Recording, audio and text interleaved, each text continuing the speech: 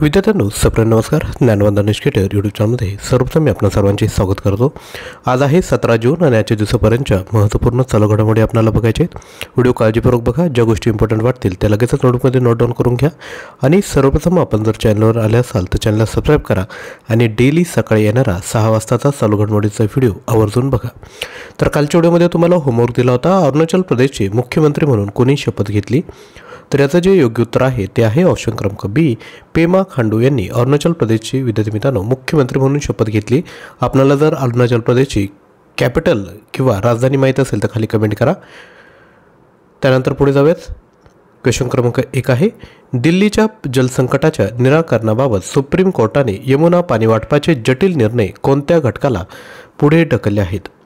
तर लक्षात घ्या, हा जो वाद आहे याकरिता अप्पर यमुना नदी बोर्ड यांकडे निर्णय घेण्यासाठी विद्यार्थी मित्रांनो सुप्रीम कोर्टाने दिला आहे. तर लक्षात घ्या, सर्वोच्च न्यायालयाने हरियाणा आणि हिमाचल प्रदेशमधून दिल्लीला पाणीपुरवठा करण्याची मागणी करणारी रिट याचिका निकाली काढली आणि दिल्लीला मानवतावादी अर्ज सादर करण्याचे निर्देश दिले.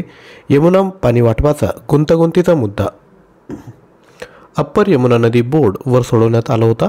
हिमाचल प्रदेशकडे अतिरिक्त 136 क्युसेक पाणी नसल्याचे मान्य करून अतिरिक्त पाण्याची उपलब्धतेबाबत खोटी माहिती दिल्याचा आरोप होता. त्यानंतर पुढे आहे क्वेश्चन क्रमांक 2, नाईट फ्रँकच्या मते लक्झरी रिअल इस्टेट वाढीमध्ये कोणती शहरे जागतिक स्तरावर 3ऱ्या आणि 5व्या क्रमांकावर आहेत. रिअल इस्टेट आपल्याला माहीत असेल. त्यानंतर लक्झरी, तर यामध्ये मुंबई आणि दिल्ली हे विद्यार्थी मित्रांनो शहरे आहेत.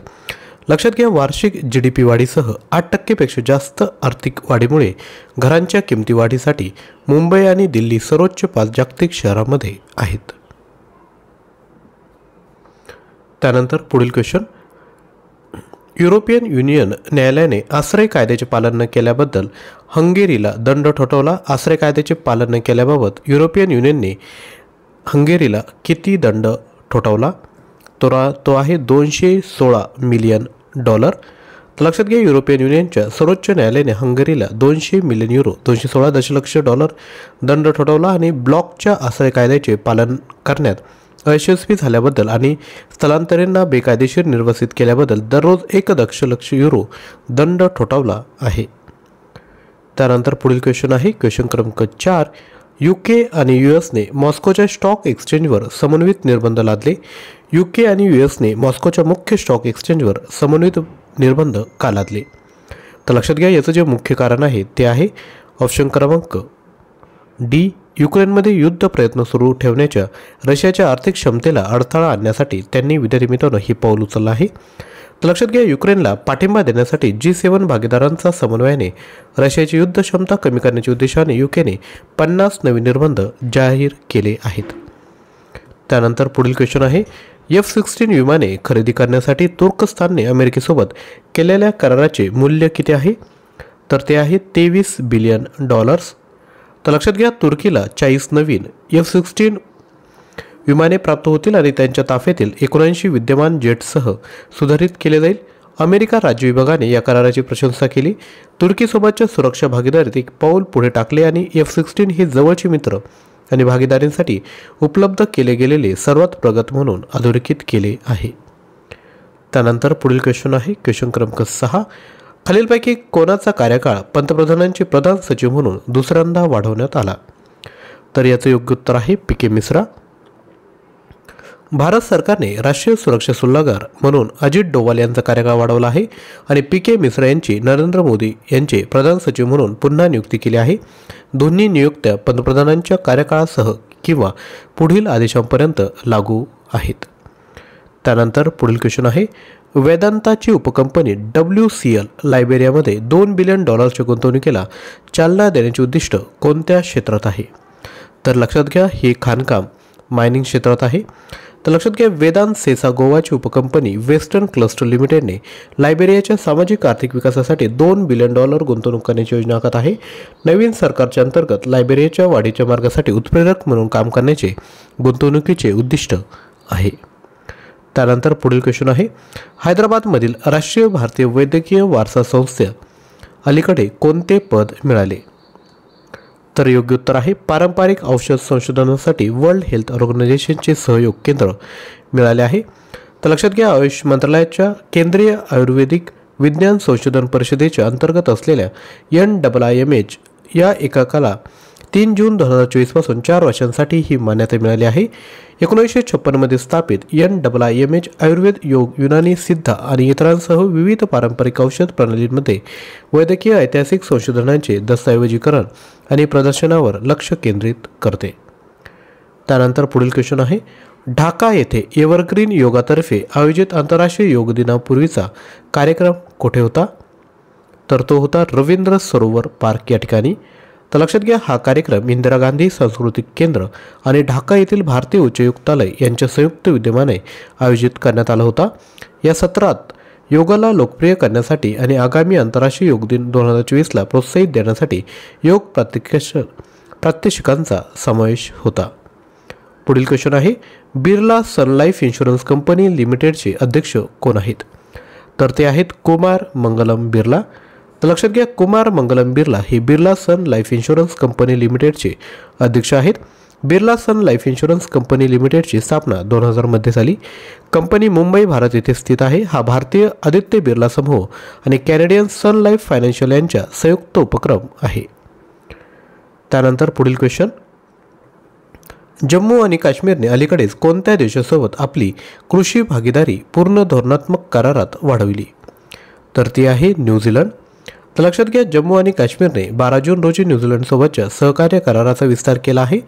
या भागीदारीचा उद्देश प्रजनन तंत्रज्ञान, शाश्वत शेती व्यवस्थापन आणि प्रगत रोग नियंत्रण उपायांमध्ये न्यूझीलंडच्या कौशल्याद्वारे मेंढ्या आणि शेळी क्षेत्रामध्ये वाढ करणे आहे. त्यानंतर पुढील क्वेश्चन बघायचा आहे. त्यापूर्वी रिक्वेस्ट आहे, आपण जर व्हिडिओला लाईक केलं नसेल तर कृपया लाईक करा. आपल्या एक लाईकने विद्यार्थी मित्रांनो आम्हाला मोटिवेशन भेटतं की असंच कंटेंट आपल्यापर्यंत पोहोचवलं पाहिजे. तर लगेचच लाईक करा. पुढील क्वेश्चन आहे, ग्लोबल पीस इंडेक्स 2024मध्ये 163 देशांमध्ये भारताचा क्रमांक काय? तर भारताचा क्रमांक आहे 116वा.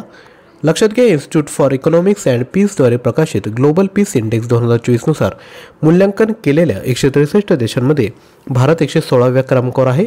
ही रँकिंग हिंसा, लष्करीकरण आणि चालू संघर्ष यांसारख्या विविध घटकांचा विचार करून जगभरातील इतर राष्ट्रांच्या तुलनेत शांततेच्या बाबतीत भारताचे स्थान प्रतिबिंबित करते. त्यानंतर पुढील क्वेश्चन आहे, मुख्यमंत्री सामाजिक सुरक्षा योजना म्हणजे CMSSS अंतर्गत कोणत्या राज्याच्या मुख्यमंत्र्यांनी 100 कोटी रुपये मंजूर केले? तर याचं योग्य उत्तर आहे अरुणाचल प्रदेश. तर लक्षात घ्या, अरुणाचल प्रदेशचे मुख्यमंत्री पेमा खांडू यांनी अलीकडेच मुख्यमंत्री सामाजिक सुरक्षा योजना अंतर्गत 100 कोटी रुपये मंजूर केले. 2019मध्ये सुरू करण्यात आलेल्या या योजनेचा उद्देश 60 वर्षांवरील वृद्ध नागरिकांना, विधवा आणि अपंग व्यक्तींना पेन्शनद्वारे आर्थिक सहाय्य प्रदान करणे आहे. या मंजुरीमुळे अरुणाचल प्रदेश राज्यातील सुमारे 80,000 व्यक्तींना फायदा होण्याची अपेक्षा आहे, ज्यामुळे राज्य सरकारच्या प्रमुख कार्यक्रमांतर्गत सामाजिक सुरक्षा उपायांमध्ये वाढ होईल. पुढील क्वेश्चन आहे, कोणत्या देशाने रशियाच्या नेतृत्वाखाली सामूहिक सुरक्षा करार संघटनेतून बाहेर पडण्याचा निर्णय जाहीर केला? तर हा जो देश आहे तो आहे आर्मेनिया.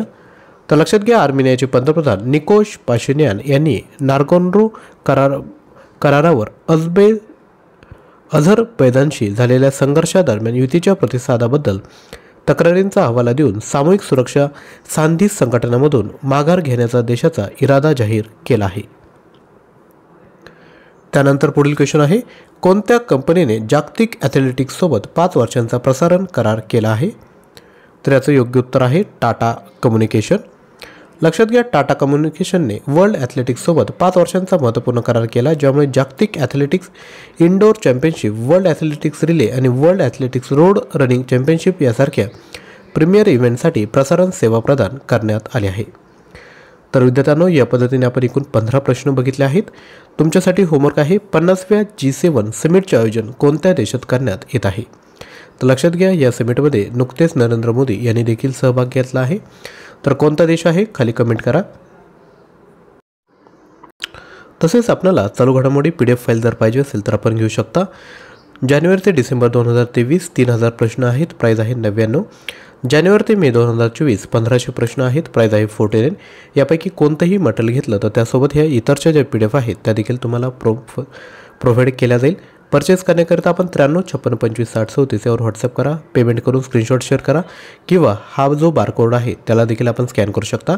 डिस्क्रिप्शन बॉक्समध्ये करंट अफेअर्स हे जे आपलं टेलिग्राम चॅनल आहे त्याला जॉईन करा, ज्यावर आपण चालू घडामोडींचा सराव करत असतो। आजचा व्हिडिओ जर आवडला असेल तर नक्की लाईक करा, आपले जेवढेही फ्रेंड्स आहेत त्यांपर्यंत शेअर करा आणि चॅनलवर नवीन असाल तर चॅनल सबस्क्राईब करा। थँक्यू।